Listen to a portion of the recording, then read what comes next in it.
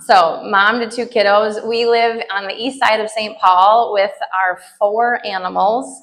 I have finally stopped. I can't do anymore. We've got 2 cats, 2 dogs. I work for the last 4 years at Union Gospel Mission Twin Cities. I'm the director of their Naomi Family Program. So I work with single women and women with children experiencing homelessness. And I haven't given a message in front of a group of people except for last year in many years.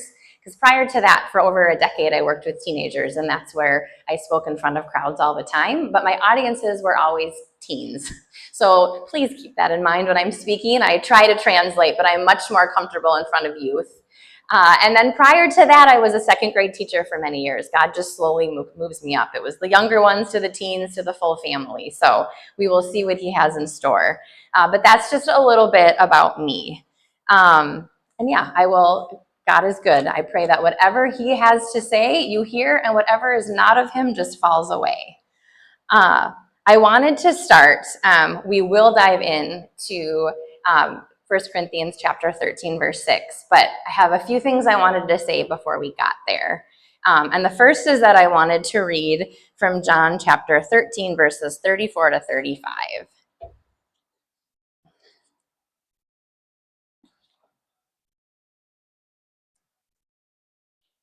Okay. Ooh, sorry.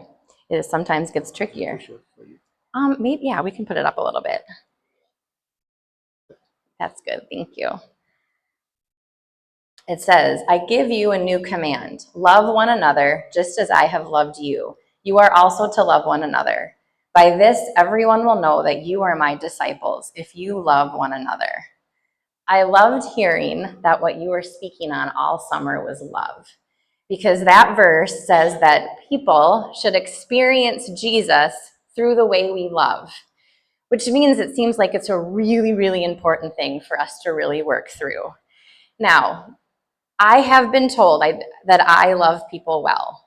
I do not say this to brag. I am typically a very humble person, but I think it's important to share and to be honest and say that, because if I'm going to sit and listen to someone speak that I don't know very well, and they're going to speak on love, I want to know, what would people in their life say about them? What would people share? And I would say it not perfectly. You can ask my children, you can ask my father. By no means do I love perfectly. But in many scenarios, people tell me that I love well. I want to give you 2 kind of stories. So one of the teens that I worked with, I'm going to share about her twice. I'm going to call her Allie. Allie was probably honestly one of the hardest girls I ever worked with. I still stay connected to her. She's experienced a whole lot. But in this case, Allie was getting ready to graduate from 8th grade. This was many years ago. She is now 23. But she was getting ready to graduate 8th grade, and she really wanted me to come to her 8th grade graduation. But that particular time of day, I was in a wedding. There was no way I could make it work. So I showed up to her school earlier that day. I gave her a flower. We talked, and this is what she said to me. And to me, it felt like a huge compliment. She was sitting there, and she's like, I hadn't met much of her family. She said, oh, Heidi, my uncle, my intimidating uncle, these were the words she used, these were not my words, just got out of jail, and he's going to be here tonight, and I wanted you to meet him. I was like, oh, okay, because this is what would have happened. My uncle would have been there. He would have been all intimidating and insert some cuss words, and you would have walked away and been like, isn't he great? And I laughed, and I thought, I love that this sweet 8th grader would have known that I would have met her uncle, and she would have thought it didn't matter what he had done, what his experiences, what he was coming out for. She felt like she was comfortable introducing me to him as well as her family, no matter the past, and I would have walked away saying, isn't he great? So there was that story. Another one that sits with me, that on the days that I'm really struggling, I have held on to. I have a dear friend who no longer lives in the state. But this dear friend would say that she is not a Christian. She, for many years, was an atheist. She's now would say she's agnostic. And she was in state visiting about a year and a half ago, and we were going for a walk.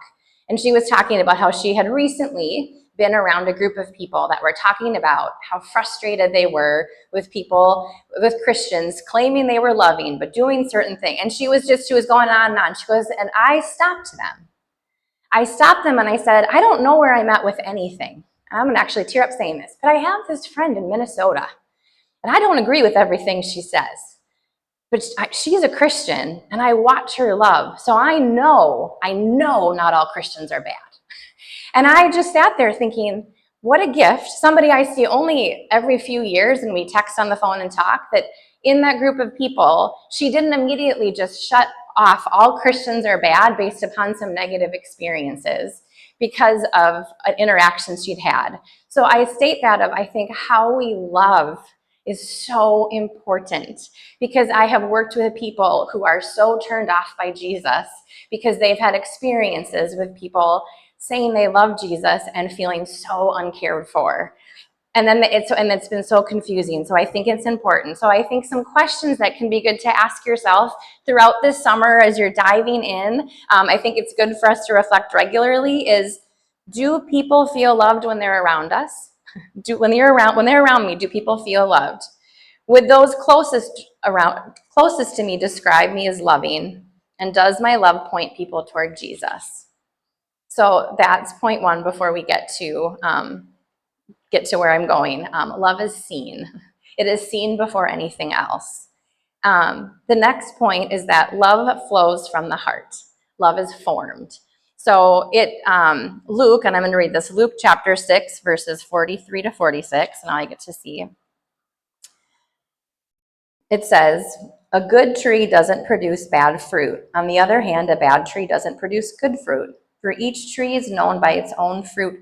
Figs aren't gathered from thorn bushes, or grapes picked from a bramble bush. A good person produces good out of the good stored up in his heart. An evil person produces evil out of the evil stored up in his heart, for his mouth speaks from the overflow of the heart. When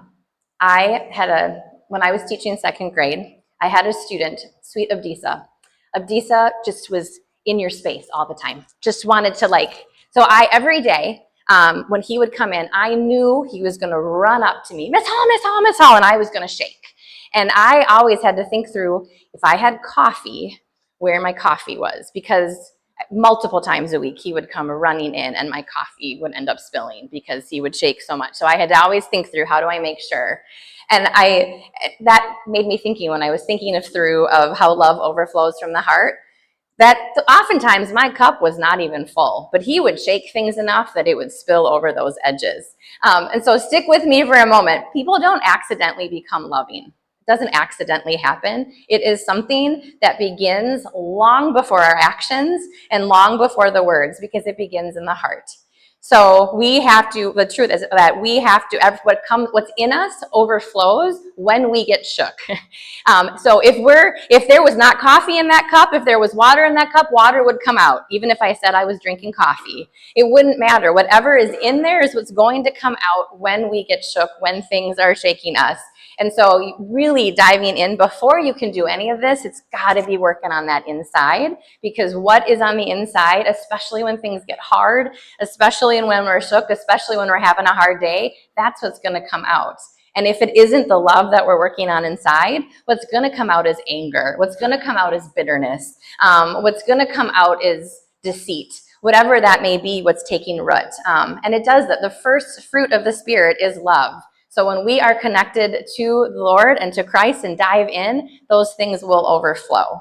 So, but I do every time when I think about that cup, I think of sweet Abdisa, who must be a grown man right now. I have no idea. I hope he's doing well. So then we get into 1 Corinthians chapter 13, verse 6. Now, I will tell you, when I had been asked to come and speak, I almost said no. I had really wrestled. I was like, I don't know. And there had kind of been a list of verses. And I knew this was one of the very few weekends I knew was going to be around on Sunday. And I saw what the verse was, and I'm like, oh my gosh, I don't know that I can speak on that. I could maybe do all the other ones, but I don't know about that one. But I'm here. So, but what that says is that I had thought it was written down. I didn't even put that, but do we have the verse? I'm going to pull up 1 Corinthians. I was like, it's up there though, that love does not, I'm so sorry. I was like, this is the one that's going to be up on the screen. I didn't even. It's 1 Corinthians 13, verse 6. It's the only one I didn't mark on in here. And it does not delight in evil, but rejoices in the truth. I drew a blank, you guys. I've gone through this so many times. Love does not delight in evil, but rejoices in the truth.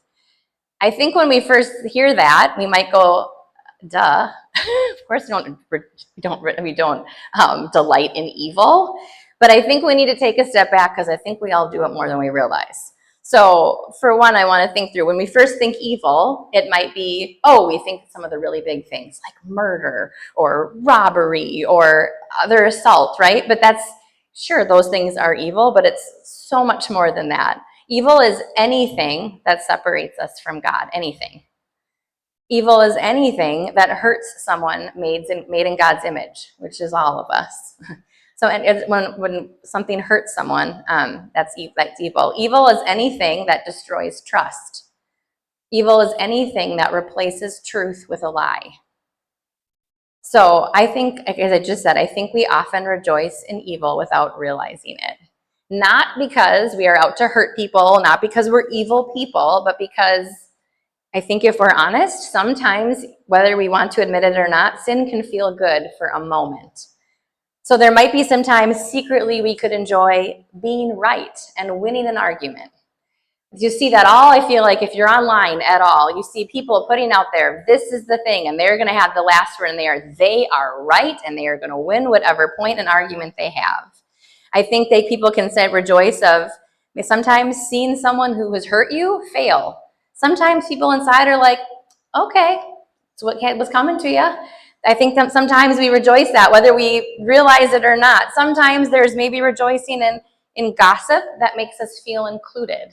Oh, did you see what so-and-so did? What's happening over here? Did you hear? On Facebook, I was there, and I haven't seen a picture with her and her husband in a long time. What do you think's going on? All the things but suddenly that is happening. There could sometimes be some bitterness, like we rejoice maybe without realizing it in bitterness because it feels justified. We've been hurt, we've been wronged. We can hold on to that bitterness. Or another example, self-pity, because sometimes it feels like it can excuse us from some of the behavior. So those are just a small example of things that might feel satisfying and things that I think without realizing we can rejoice in without realizing it, that are not okay. But that is not loving. Love rejoices in God's truth.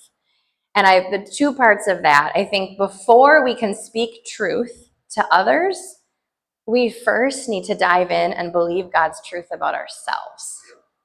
I think so often, again, we hear these verses and we start thinking about other people, of how other people rejoice in evil and not the truth. How other people what's the truth I can give these other people and make sure they know, without first pausing to what is God's truth that we need about ourselves. Because some of the biggest lies that we hold on to or rejoice in are actually lies about ourselves. Lies such as, I am not enough. This is a lie for those who have heard me speak before. This is one that I have to, it's not daily anymore, but multiple times a week, I have to battle. I'm not enough. I have to redo it. Sometimes I get in a spot of am I actually enough to raise these two kids? Am I actually enough to do this job? Am I actually enough to do whatever the thing? I'm not enough. I'm not enough. I have to battle that of, that's not what God says about me. Or I'll never change. You might be in a pattern, in a place, people start to get it doesn't matter, I'll never change. Or I'm just too broken. All these things have happened to me, or I'm just too unlovable. You start to find all these things that have happened to you or choices you've made that you start to stand on. Those must be truth. But that isn't truth. Those are lies that we are actually then rejoicing in those lies versus no, God wants us to rejoice in the truth. And these are truths about other people, but also about you. That you are a masterpiece, that you are fearfully and wonderfully made in the image of God, that you are inherently valuable and deeply loved and created with a unique purpose. And God, when you can really dive in, again, connect with Christ, overflow that love for him, that love will pour onto others because we can feel that deep within ourselves. And that is really really hard, at least for me. Quite honestly, it's actually easier for me to love other people than it is to love myself. And that is, some people have the opposite, but that is something deep down that I know I need to navigate. But when that happens, and then when you're doing that and continually, I mean, my prayer every day, when one of the prayers that I say is, Lord, help me to see every person I interact with today the way you see them. Because when that happens, love does speak truth, and that truth builds trust, because love is shared. So when our hearts are surrendered to God, which is when his love will naturally overflow within us. But with that, Ephesians 4:15 talks about that truth is done in love. That John 1:14 talks about truth and grace. It doesn't just say the truth there, it's the love and grace, because love that never tells the truth, that's not biblical. That's not love. That's actually enabling. Truth without love also isn't biblical. That can just be cruel. So you need to have truth with grace, truth with love. I have just a couple examples. So I, many years ago, was married. Right before I got married, about 2 months before, several of my friends sat me down. They sat me down and they said, Heidi, we have some concerns. They had reason to have concerns, if you don't know where the story goes. But we have some concerns. And that was, I mean, they sat so hard for them to tell me. And I had all these reasons, things that were figured out. Fast forward. So one, they took the time to take the truth. But then they said, okay, whatever you decide, we support and love you. But we at least needed to say that. And then they did. They came, they showed up, they loved. And then things went awry. Amongst many things, there were affairs. And I want to share, so a couple of the things I had, after some things had come out, some dear friends of ours sat both of us down, myself and my ex-husband, and had the Bible. And they actually just went about like how wrong he was and how like this is what God says. And when I tell you, it was the most shaming experience. And even in that moment, I was angry and hurt, but it was still, I had felt their most shaming experience. And it was done with a Bible. It was so like walking away, and it was so difficult and actually harmful. I think it caused a lot of harm. And meanwhile, one of my friends who had sat with me I remember her telling me, like, you know what, if you're going to try to figure this out, I don't even know if we can do it. I can't handle this. I can't handle even watching anything more. And she decided that if I was going to attempt to heal my marriage, she just needed to not be friends anymore. So those were, what I state is those were people who were Christ followers, and that was that response. And so there was, again, it was very confusing in that moment of trying to understand. Well, these friends that I just shared with you about that don't live in the state anymore showed up, made some food, asked how they could help. Like that must be really, really hard. And I remember having these moments of confusion on, these are people that talk about how like at that moment they call themselves atheists and were showing up. And then people over here who say they're Christians are like, I feel so shamed. And so I say all of that of trying to navigate. Some people, they weren't wrong at all, but they delivered sometimes it had felt cruel and the truth in a way that really was really difficult. And then one other story that I wanted to share. So the teen I shared about before, who had talked about the intimidating uncle, about a year and a half after that, she was early in high school, she had run away and had been gone for about 2 days when the police had found her, and she ended up in a place to help support her mental health. And I had gotten a call from mom, and she'd said, hey, could you, like, she really wants to see you. Can you come? And I'd worked with her like, okay, absolutely. What time is okay to go? I don't want to interrupt on family time.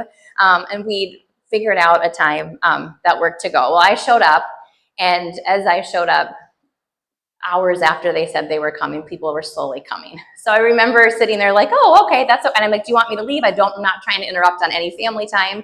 And they're like, no, you can stay. But in walk all these people that are her family that I had not met, extended family. And they would all come in and they're like, are you staff? And it's like, no, I'm Heidi. Like, oh, Heidi, we've heard of Heidi. So fast forward to people are in the room, and you could tell They were all really watching what they were saying. It just felt like, and I'm like, okay, I'm gonna head out. And again, the family made lots of choices that I would not agree with. But this girl, I remember she stood up on her bed, and it was so funny. She's like, "Hey, everyone!" And they all like look at her. She goes, "This is the deal. Heidi, she ain't gonna agree or like most of what we do. She don't condone it. But this is the deal. She's not gonna sit and judge us. So just don't feel like you have to worry about what you say." And all of a sudden, slowly in time, people started talking and opening up, and there were some pretty intense things shared, but it was a cool experience of, again, I'm going to show up. I don't want you to think that what some of the choices you're making are okay, because she did know that. And also, I'm still going to show up because I still care about you and you are loved. And that was, again, years later, we still stay in touch. Is she still sometimes hard? Yes.